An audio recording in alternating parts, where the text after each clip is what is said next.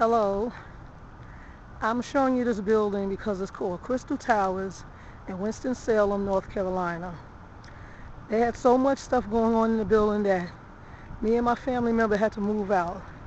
We moved in there December 2007, and because we left because of the drug dealings and the prostitution in there,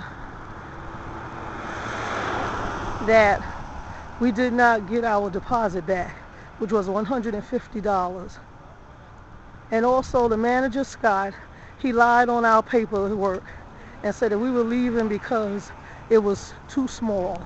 That was a lie. We left because they had prostitution and they had drugs going on in there.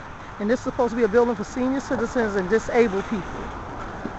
And we would like our money back, but if not, I just want to let people know to be aware of the Housing Authority in Winston-Salem, North Carolina, and the mayor's office and Mr. Joins. I sent him documents and letters, and I got a letter back from his office stating that he had nothing to do with the housing department.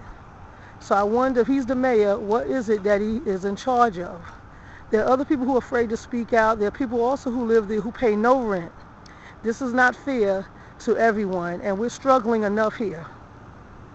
So today I am making this video and I'm sending it to all those who care to listen, because we need help and we need someone to help us. And they thought that by them keeping our $150 deposit that no one was going to say anything or making a complaint.